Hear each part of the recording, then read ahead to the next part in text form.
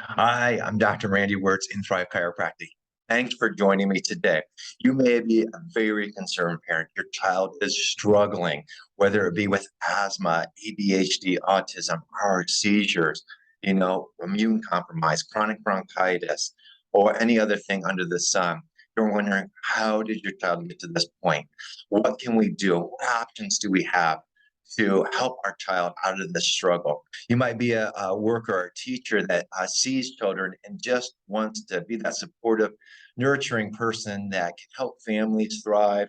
Or you might be a worker that really supports these kiddos, supports these teens through life. But I want to share with you today another way of looking at this, another way of looking at these kids that just are fighting to make it through their way in life. And I want to share a story with you.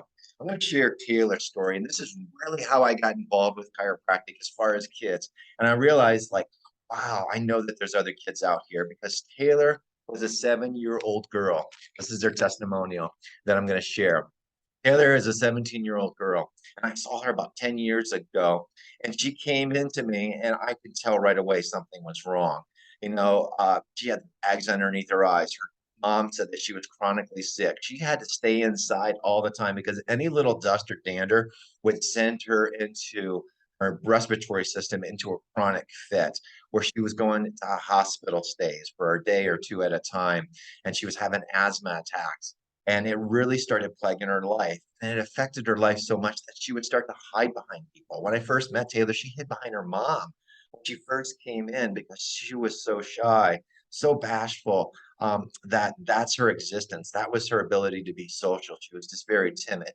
So I'm going to fast forward and I'm going to talk to you about Taylor's story and how that unfolds because Taylor's stories could be your child's stories. It could be that's the child's stories. And now Taylor's mom didn't know that she had an option. She thought that drugs and surgery were the only option for her. Well, Taylor didn't have surgery, but she was on a lot of medications. And she didn't know that there were other options.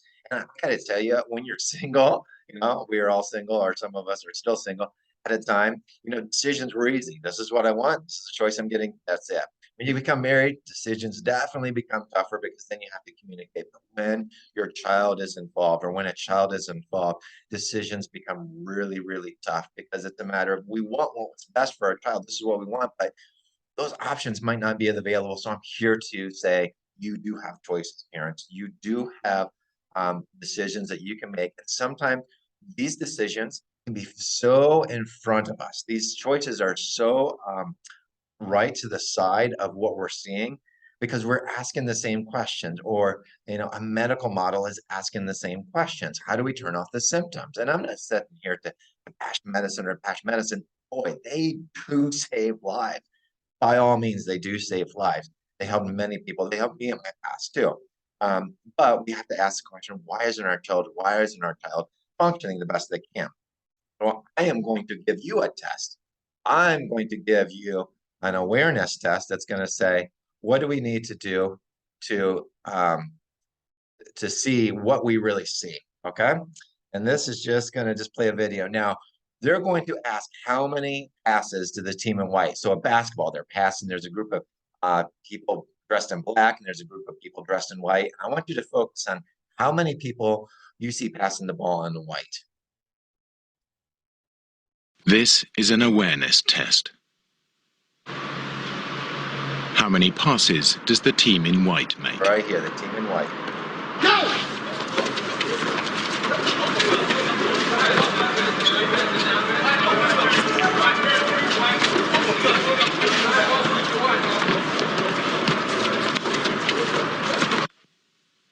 The answer is 13. Now you're going to say, yeah, okay. But Maybe did got you that see number. the moonwalking bear? What? Now, I'll show you. Go! Just follow right here. Starting right here. Out of the street. And you're going to say, the first time I saw this is like, no, come on. That's the first time I saw this. It's like, come on. They just replayed it again. But seriously, the moonwalking bear was there the first time. And it's easy to dismiss something that we're not looking for. And that's the whole gist of what this video shows. It's so easy to miss something that we're not looking for, and we have to look in a different direction. And I want to show you a different direction, a different approach to your child's health care that you can look forward to, but the answer is right there in front of us. So let's start, all right? Let's begin. We call this the perfect storm. What is the perfect storm? It's a sequence of stressors and sickness, starting from even before the baby was born, all the way through the teens, adolescents, and teens, and even into adults. It'll carry on through them. Plenty of research that shows that if a child has an adverse effectiveness or adverse event, even in the beginning of stages of life, that can carry on through the rest of their life unless we course correct, unless we change.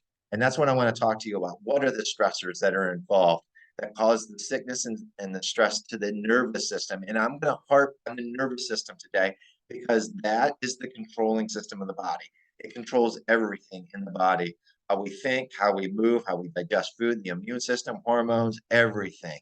So it starts this significant mental or emotional stress during prenatal period. Hey, look at a lot more passes through the umbilical cord than just blood. The mom's environment is the baby's environment, whether it be physical stress of working 50 hours a week or working on your feet all the time, the emotional stress, hey, of work as well, even the physical constraint of the baby, if the baby's not positioned right, baby's not moving correctly, that can definitely cause issues where um, the baby is affecting the nervous system at that young age. Even toxins, what do they say? Can't eat tuna, don't eat don't eat salmon. Why? Because of the mercury and the toxins involved. Even medications, they really frown on taking certain medications because that's going to affect the neural development of a child, whether it be a physical stress, a chemical stress, or an emotional stress on your part. It's all going to have an effect on how that baby develops through their life, even before they're born, as the nervous system, as the brain and nervous system is developing. Then the big one, okay? Birth intervention, intervention during labor and delivery, whether it be induction, epidural. And I'm not saying that that's right or wrong decisions. That's definitely a woman's and a family's choice to have an epidural and a deduction. And sometimes that's needed. And definitely C-sections are needed at times. Forceps may be needed, vacuum-based extractions may be needed at times, but realize it has a definite effect, especially on the upper neck. We're a big, big area of neurology that affects the body, and it also is the pinching point where it actually has an effect on how the brain is processing too, and what actually feeds the brain, because it's movement in this area that's really going to program the brain in this area. And we see this, and one of my mentors has done research on this, that 80% of the cases that have ADHD or colic later on, or chronic sickness or autism or seizures have had some type of birth intervention, whether it be a slightly uh, like a mild case where they just had to turn the head to pull some, or it could be a forceps or vacuum where it was very traumatic, or the cord wrapped around the head. That transpires into a stressed, colicky, constipated baby. You know, constipation 4 times more common in kids that have autism than those without. And the colicky, the babies that cling to you, they're not sleeping well at night. And these are the parents that they're calling us, or they're getting on our website and they're making appointments at 1 o'clock at night after the baby's gone to bed, and they almost want to answer the phone. Welcome to the last resort because we tried everything. I'm going to share a story about baby Rhea here later on in this presentation, so you can see the effects of this. But it doesn't stop there. And the common thing that a parent will hear is they will grow out of it. They will grow out of it. And something in their gut says something is not right. In fact, you ask a parent at this point, at 6 months, when did you start noticing some problems? That's when I see a child maybe at 2 years or 3 years or 4 years, or even in 10 years of age. You ask a parent, say, when did you start notice it? And they had a hunch. They had their intuition serve them correctly at 6 months. They started knowing that, hey, something happened at 6 months, because you start looking at other children and the way they're walking, the way they're moving, the way they're gazing into the eyes and having eye contact, the way they're holding their head up. It's a big key indicator too of what is going to happen to them later on in life. And they said something at 6 months. has definitely there. Well, they might change, but they don't grow out of it. They grow into something else, which is a sensory, constantly sick, challenging toddler who's not being a hard time. They're just having a hard time. They're having a hard time processing things. Their immune system shot. They're sick all the time. Turns like this was tailored. This was how she showed up in life. And then that transpires into a sensory kid, a spectrum child, a hyperactive, emotionally just stuck child. And we see the rates of autism tripled since 2000, tripled. And we say, maybe that's genetics, but does genes change that fast over a period of 20 years? Doubt it. Maybe what's changed is the environment. Maybe the environment's what's changed, that we're living in a sicker environment that's stressing these kids out, whether it starts at pregnancy, or maybe it starts at labor, or the colicky kids, or maybe they were in the NICU and it started from there. That stuck with them throughout life, because stress is sticky. I'll repeat that. Stress is sticky. It sticks to the nerves and it reprograms them as well.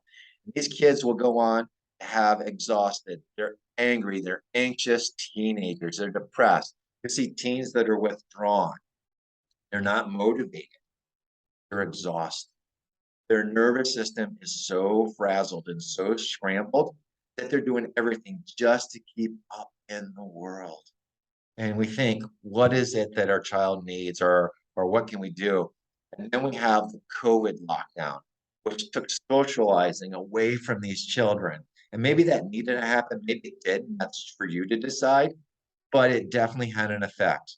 When we start to see the rates of anxiety surpassed adults during this period of time. And then that leads to the burnout adults. A third, 40 million adults in the United States, or 18% of the population every year, are diagnosed with anxiety disorders. One of the fastest, most mental illnesses rates that are increasing in adults. And what are these adults teaching their kids?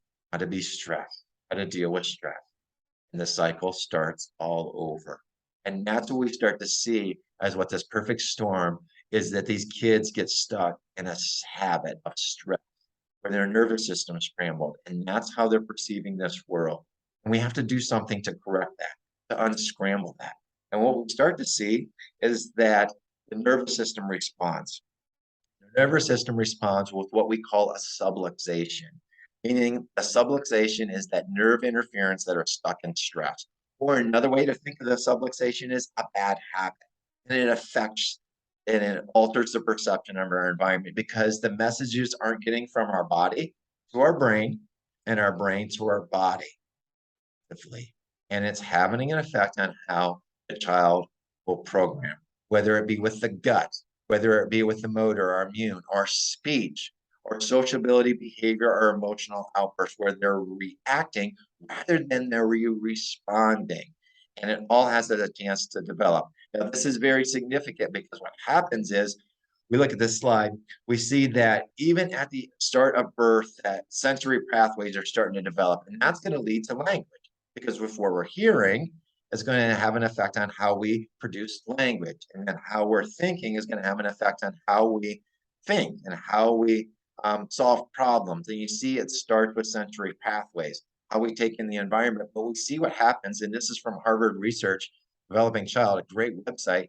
We see over here that the nervous system, even the nerves, are not working correctly. They're not getting the connections as they do in the slide above here, or this picture above. And we see that the architecture of the brain, how the brain is programmed, or how the brain is set up, how the stress affects that, is going to determine how they're processing the information. And there's certain windows that are developing, because between the age of 0 to 2, 2.5, 3, when the right brain's developing. Between that period of age is when 85% of brain development is going to happen, when the connections are so happening. 85% between that period, between 0 to 2.5 years of age. And you have that window to course correct. Now, it can change after that, but it's harder to do rather than start from the beginning. And then from 3 to 6, this is when the kids start asking the question, why? But why is this? Why is this happen? Who invented this? How does this happen? Why is the sky blue? All those types of questions. Where do babies come from? Not ready to handle that yelling yet, right? Until they're teens. But they want to know and they're inquisitive. And then from 6 to 10 is when it goes back and forth between right brain and left brain and how those child functions. And we see if they're sick and they're subluxated. And I'm going to define that word subluxation here soon. Subluxated, where the point where they cannot perceive their environment and they can't act on that information correctly, then the output is going to be different. See, the goal of the nervous system is to perceive the environment, make accurate decisions on that, and then produce an outcome or behavior that can be adaptive. But you see, we're not able to adapt if our nervous system or if our child's nervous system is scrambled and they're living in a state of stress.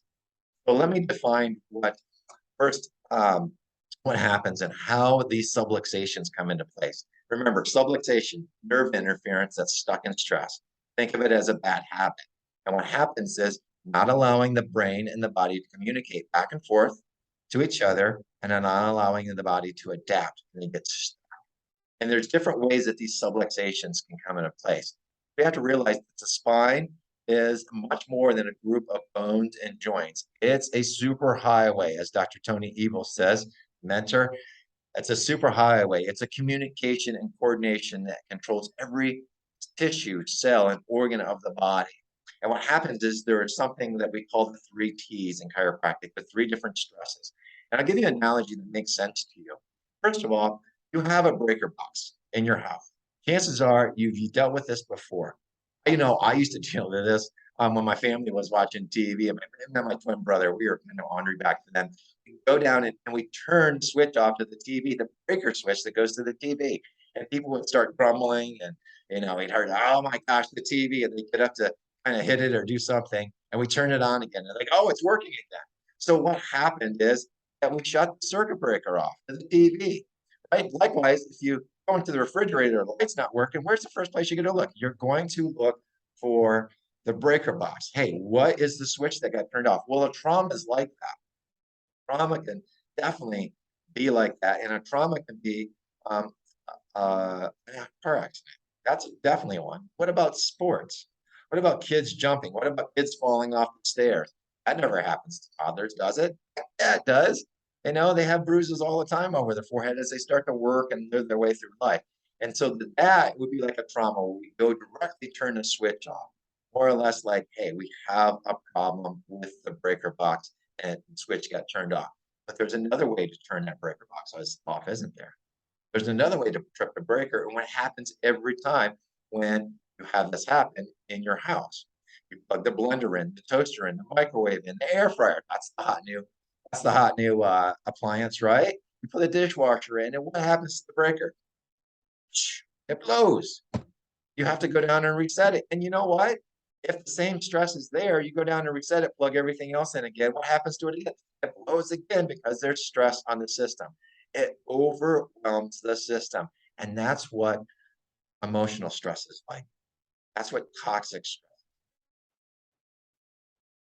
We overload the system. See, we start at the beginning of birth, right? Which can happen then, okay? But then we have something traumatic happens to a child, maybe in their adolescence, maybe a child's divorced, loss of a loved one. Maybe school is just really hard for them, okay? Hard time making friends, communicating. Those stressed out. It's okay. Maybe it's bullying as a teenager. Geez, bullying with me is when you saw the kid and he'd like pop you or do something to you, knock your books out of your hand. Now bullying happens 24/7, even if your child is not on Facebook or Instagram or anything else or any other online platform. It happens 24/7 now where they're inundated with this all the time. And that will trip the breaker. It's the emotional stress. So the subluxation is a natural response to a stress that's happening in the body, that's happening in the environment that they just can't overcome. And it affects how the brain is going to develop, and it affects how the brain is going to process, and it's going to affect the behavior of the child. They just can't get rid of it because stress is definitely sticking and it needs to be over. So how does this happen, and what are some ways that we can deal with this? First part of what we call this subluxation is dyskinesia. I'm going to use some big words. I'm going to make them very simple for you. I don't like using big words, but sometimes we just have to call it what it is. It's dyskinesia. abnormal alignment or movement. So what can cause this, or what's an example of this? Well, we already hit on some car accidents, playing sports, head diving into third base, but what about something that we all share in common? What about something that we've experienced at one point, very beginning? Birth. Birth can happen in a variety of stages. Something that seems so normal, so common, where the baby just kind of slides right out. Awesome, right? Take some time. Even fast births have a problem, okay? But what about other births that are traumatic? I want to make this real for you. I'm going to show you a video. This video is of a C-section delivery. First of all, miracle of life, babies being born, awesome. And, I don't want to be and make that split decisions that are the OBs and midwives had to make at times to save the life of the baby. And that sometimes it needed, but there could be repercussions after. And what I'm going to show you is a C-section birth, because this is what we call a normal C-section. Doctors are whistling, they're talking back and forth, pretty calm is what I see. But I want you to see something else. I want you to see how the baby's brought into this. Take a look at this. We'll walk through this. Do we see that a vacuum? Oh, there you go, little fella. They're pulling on the head. All right. Ears of a girl. Ears of a girl. Make you cute for the camera. I want you to watch this. I decide to pull. The moonwalking bear.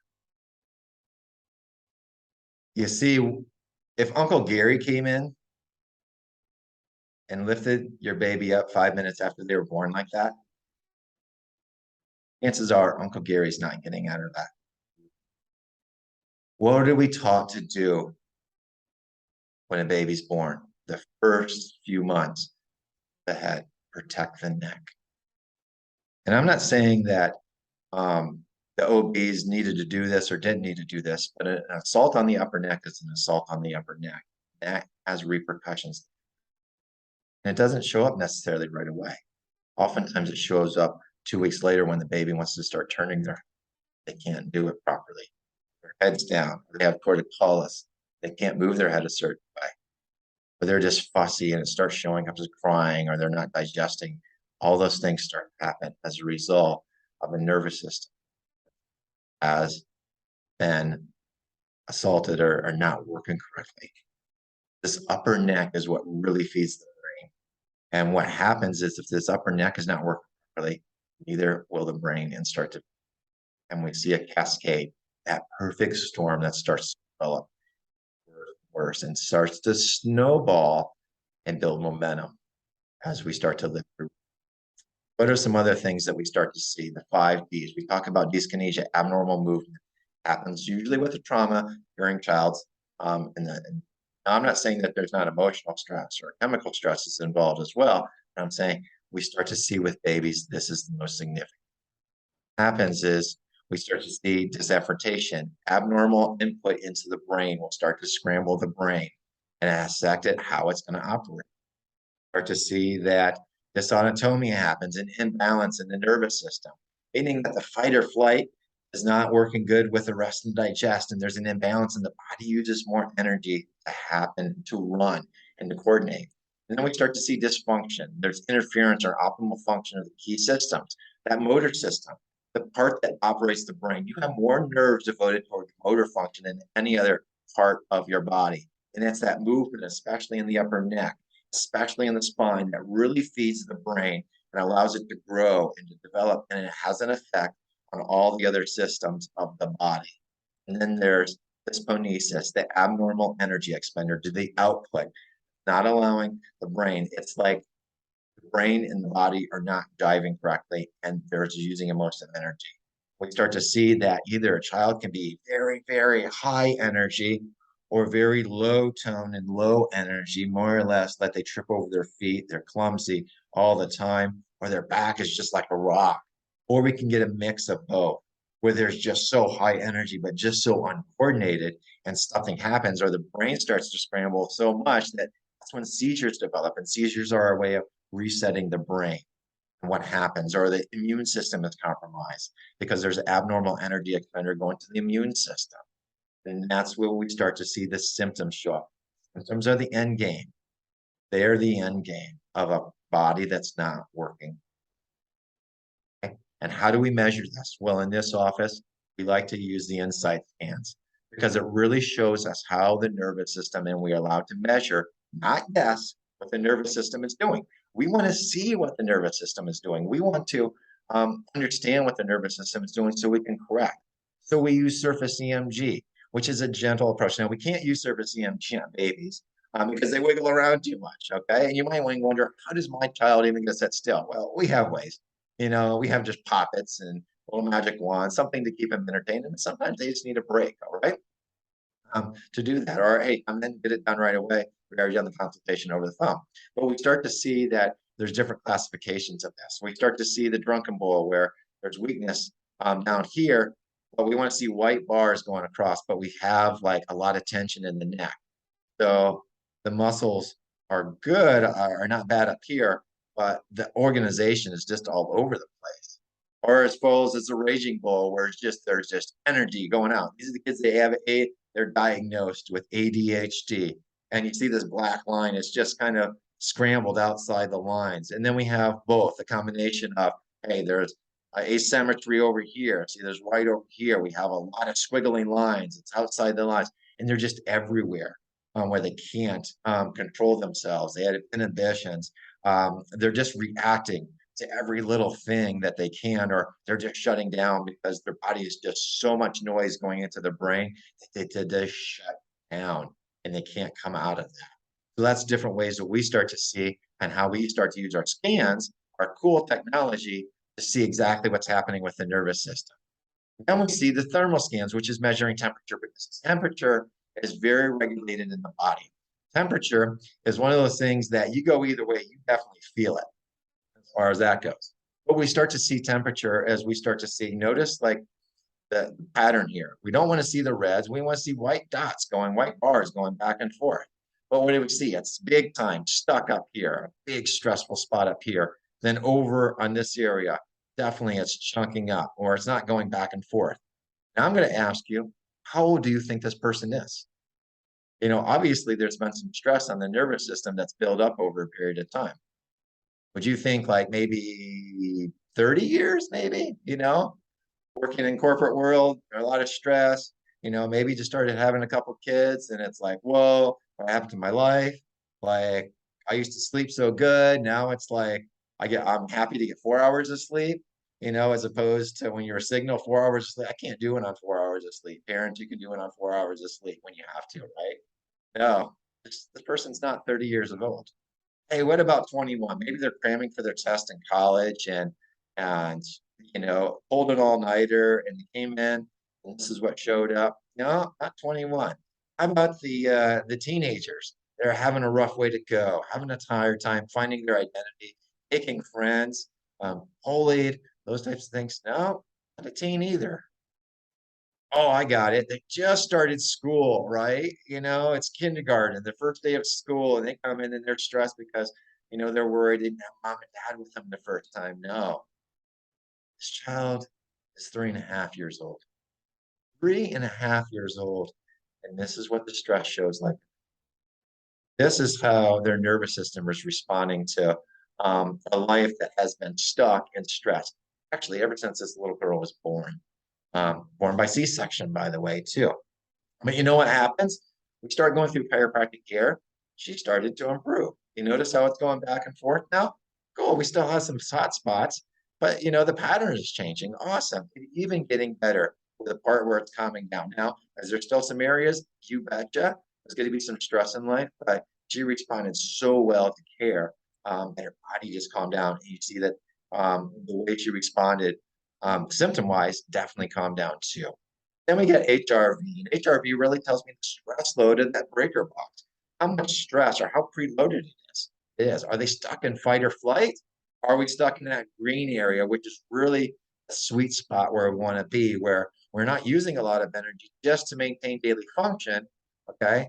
And it's kind of halfway balanced into here and makes up. Obviously, right here would be a great spot ideal, but it's hard to do that in today's age because of all the stresses that we're dealing with too. And then we get the exhausted phase over here where like this parasympathetic, this brake pedal is on. This is where we see pregnant women, by the way, just exhausted. They're growing another baby. They need to rest. But you were to ask them if they needed to run from a bear, it would be hard to get over here. It'd be hard to dismount this to get into sympathetic to fight or flight. Okay. Now, when the baby's born, they're getting attacked, someone's harming their baby, mama bear comes out, you betcha they're going to be over here, but not living life. See, we can't camp in this area. We have to go back and forth, but we want to be up here, easy to move back and forth. And what happens is these kids get stuck in one of these spots. It'll go from here to really, and over here as boy, they're going to the emergency room if they're over here because something's happening really bad. Their development, what's happening with their nervous system, how they're responding to stress. So what do we start to see? Start to see kids that come out of this. And I want to introduce you to Asia. She is such an amazing little girl. She loves Spider-Man, by the way. But this little girl, poor sleep. Man, family was walking on eggshells, even had skin rashes all over her body. The attention, it was like high alert for family. Watch out because don't do anything to upset Asia or it's going to be a bad day in our family. But after chiropractic care, after she started going through a series of chiropractic adjustments, far less tantrums, sleeping so much better. Even mom says her speech vocabulary went out the roof because her mind wasn't anxious anymore. She can start learning.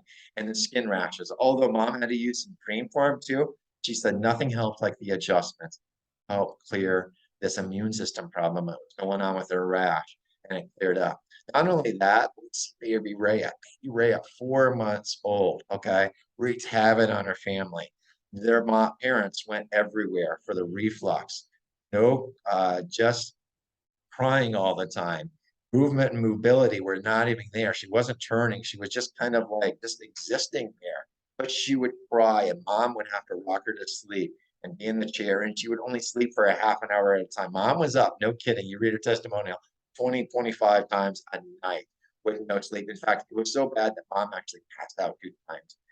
Thought, and she read, maybe chiropractic is an option. They didn't know much about chiropractic. That's why am I doing this? So you know better. But they didn't know much about chiropractic. They said, this is where we need to go. So chiropractic was the last resort for them, but they were so upset that it was the last resort. And parents, I don't want you to beat yourselves up because this might be the answer for you. I don't want you to feel like, boy, like, I wish I would have known this sooner. I know you would have, but you're doing something about it now. Okay. You can do something. You'll have a choice here at the end of this video to do something about it too. Movement, mobility, better sleep, confidence as parents improve. Can you imagine watching your child struggle? I know I've been there before. My girl had diaper rash. Oh my gosh, just screamed and wailed. And it just was like a zinger to my heart. Man, I really did not like it at all. And it just felt so helpless, the icky feeling of hopelessness. Parents said that went away too. And as parents, that can be a blow to your body. That can be a blow to your ego. As far as we can't even help our child, how are we gonna help her live through life? And then we got these cute little girls. And they came to me when they were 13 months old. They couldn't hardly walk. They were stumbling over their feet. They couldn't even make it down the steps. They couldn't even hold their bottles to drink. Okay. Pooping wasn't even there. They had to struggle, scream to poop and sleep. Mom came in. I could tell something was going on. This is the parent that was just exhausted because they had not slept a full night for the existence of their life, 13 months, right?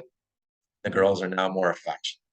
They're more relaxed. They're sleeping better. Mom came in and said they slept like 3 nights a week, and I can tell a big difference in her. She was happy. They're pooping since the first adjustment, pooping, making that regular. Really no issues with that. Okay. Was it a struggle for them? Yeah, they needed some long-term care. They definitely needed some help because their nervous system was so wound up, but we're keeping at it. They chose wellness care because what they decided, hey, if this was what got me well, why don't we do this to keep me well? And they're feeling much better, more confidence in parents as well. How do we get it done? How do we get this done?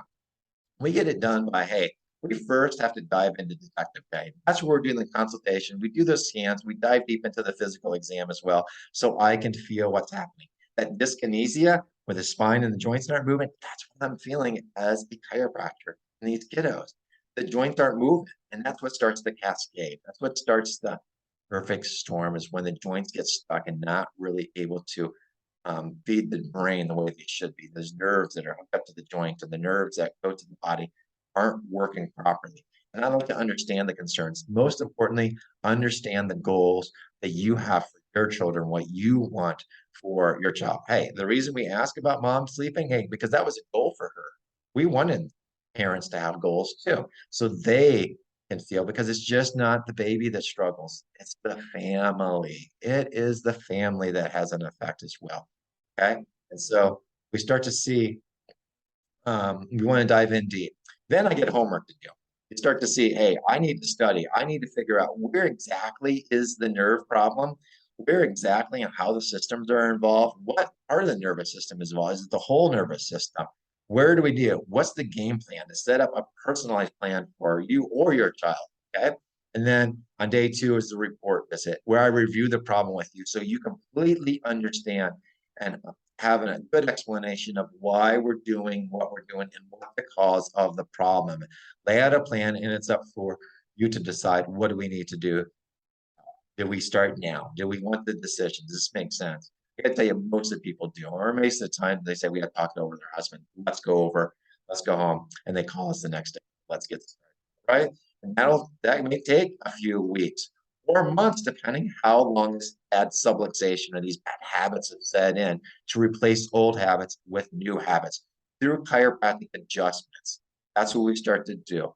And a chiropractic adjustment for a child is gentle, and we amp it up. There's ways to make it very gentle, very fun for kids, so they look forward and they come in and run on the table and jump on the table rather than, I don't want to do it. Hey, we make it fun as much as possible to even break out the magic wand as well. We have, but I want you to think about this. I want you to think, wow, maybe there's a decision to make here. Now that I know where this moonwalking bears can hide, maybe we start having some options. Maybe there is an option for you too. And it would be dismissive of me to say, thanks for the presentation. Go ahead, have it go about your merry way. As far as not inviting you to the office, I definitely want to invite you to participate in your child's health and in this office. And that's why I want to make it easier for you. Hey, I was growing up, we were always taught to open the door for anybody. And that's what I want to do for you. I want to open the door, but I want to make it easier. So, hey, you watched to this point, you're invested. You want to help your child. And so normally we charge 175 for like detective day, the homework, the personalized plan, going over that. That's $175. All right. But it's an investment that you would make to say, hey, we need to find the problem. But because you listened to this, we're just going to rump that rate down to 49. $49 is all you have to pay for your child to figure out what's going on. Are they a great candidate for chiropractic care? And then making this easy and answering all your questions as well. Hey, and you know what? If you decide to walk through that door, I'm right there with you. We're here. Chris is going to be here to support you, to make this a great experience for you. Even maybe we have to set up a phone consultation. So just to limit the time that your child's in the office, because they just don't like new places, or they might not like the lights. If they can come in and get scanned, do my detective work and get out, and then we can do a report of findings with just you or over the just you or your husband or your spouse, or in person, making it easy for you. Hey, that offer is there for you. Okay. That offer is there till you walk through. Hey, you make an appointment, might change your mind. Hey, I'm not going to take your money. I'm here to earn your money. I don't want to take any money. And that's totally refundable if for some reason you do decide to change your mind um, before you get started on day 1. All right. You lay out the plan, then it's up for you to decide, what do we want to do to carry that. So just want to make that available. Make sure you mention that you watched the Perfect Storm online, or this little talk, this online workshop, so you can take advantage of that too. But hey, what happened? And where's Taylor now? So Taylor's this little girl that's not so little anymore. She actually came to visit me. I had 2 practices, one up north and one now. And Taylor's this girl right now who actually was, I think, just turned 16 at the time. But you know how Taylor was timid? Well, she turned that around. 2 weeks after we started taking care of her, she started coming in and jumping all over. And I was like, who was this little girl giving me high fives, talking to everybody in the office? Her mom says that the sicknesses, the hospital stays went away. They didn't even go anymore. She was able to toss out all her medications. She was able to go out and play. She even became the welcome wagon, all the new kids. And the first time I read her testimonial, tears were running out of my eyes. And just seeing like how much her life has changed. As you know, her mom made a decision to say, let's try something new because we're not getting the answers that we need. And look how it affected Taylor's life. 6 months from then, a year, 2 years, 5 years, 10 years, and then 20 years, because she has dreams of going to Japan. She's on the swim team now. She's in extracurricular activities. She's getting awesome grades in school, and life is just so much more fulfilling and engaged for her right now than I like to think what had been. Didn't do anything on the same words. Here, hey, share Taylor's story with you because this is most likely your child's. Right? Your child can triumph. Your child can triumph over themselves because we like to say kids are the heroes in here. The kids are the heroes because we're trying to draw that inner hero out. We want them to fly. We want them to just become more alive on the inside. And when their nervous system is on fire and doing what it's supposed to be doing, boy, there's no stopping these kids. And we just see that so much in potential from when they first start to, a month, 2 months, 6 months later down the road and on into wellness care where they're saying, hey, I want to stay healthy. And they thrive through life. I've seen it time and time again. And I invite you, please, we're here to help you. Pick up the phone, call Chris. I am Dr. Randy Wirtz, and I am here to help your child live the life that they deserve to live, free of struggle, full of confidence, and full of, hey, give us a call. I'm here to help.